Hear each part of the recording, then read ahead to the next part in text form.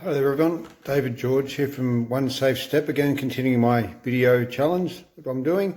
What I need to relate to you today is in regard to a part of the OHS Act in Victoria which relates to information, instruction, training and supervision that must be provided to workers.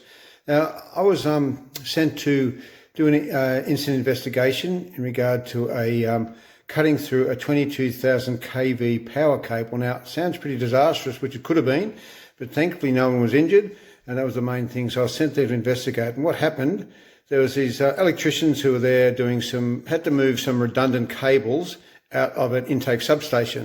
There were some live ones there as well too. They couldn't shut it all down, so the redundant cables were there. They knew that they were there, and they were there just to cut them out in pieces and pull them out. So it's quite routine, I suppose you could say.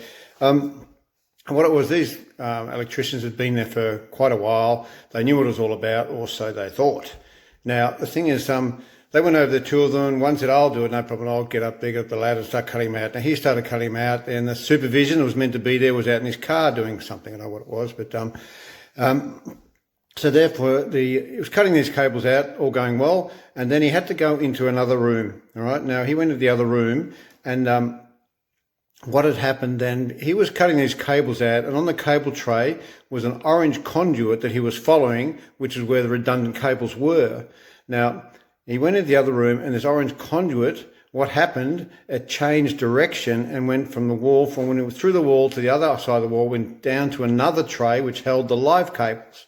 Right, so he went into the other room, got up into the ladder, saw the redundant cable, saw the orange conduit, thought that they were the redundant cables, went up there, lifted one up and whammed into it, and bang, off he went. He was blown off the ladder, didn't get an electrical shock, didn't hurt him. Obviously he got shock out of it from just his own personal shock, but it just went to show that if the supervision was there and somebody was following those redundant cables through and making sure they went from one room to the other room, which is a change in process, right? He should have been there to make sure that he had the training, which he did have. He had the instruction to do that, to cut redundant cables out, but the supervision was lacking there, and he nearly killed himself. So that was a very, very good reminder to make sure that these things are in place at all times.